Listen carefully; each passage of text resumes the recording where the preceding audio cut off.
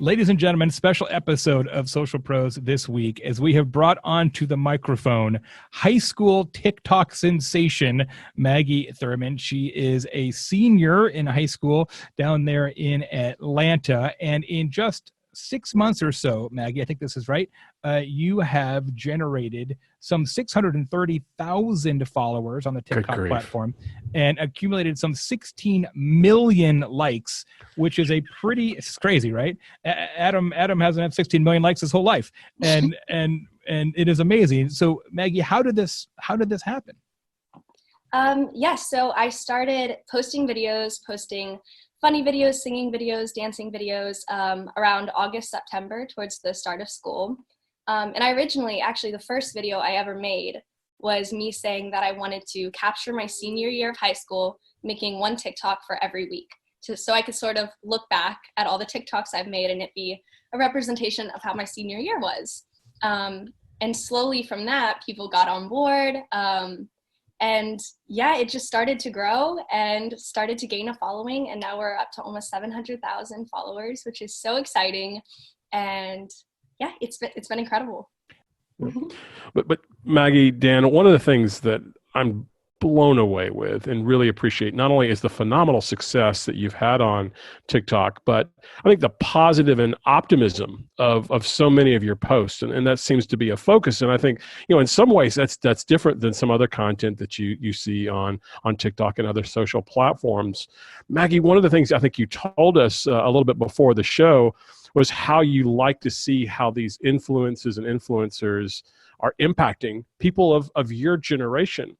And I'm curious if there's anybody on TikTok that you really look to and say, listen, I think they're a great producer of content, but I also respect and admire kind of the messages that they're sharing and why. Yeah, no, absolutely. I think a big part of TikTok that I wanted to be very conscious of was the audience, that there are so many kids on this app and just the content ranges so far.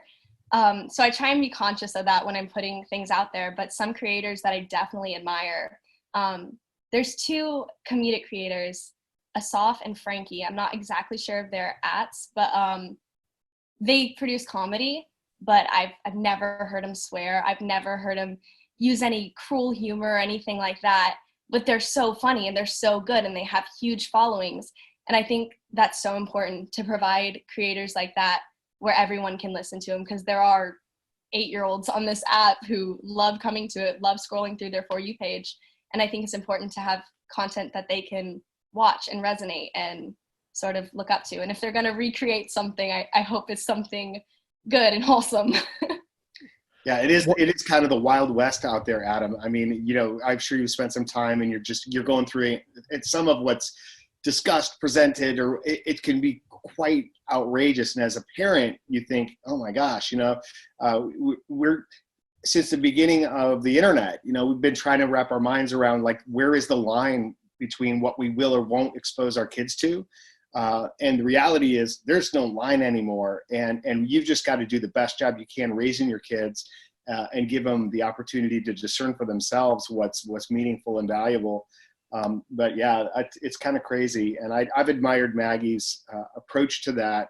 And really once she found out, like, this is her audience, that gravitate toward that wholesome vibe, it's like, that resonates. It's so authentic with who she is and what we want to portray.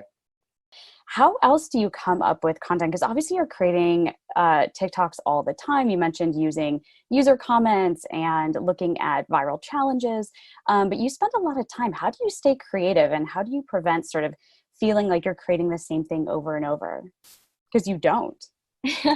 We actually have a little book that I painted the TikTok logo on.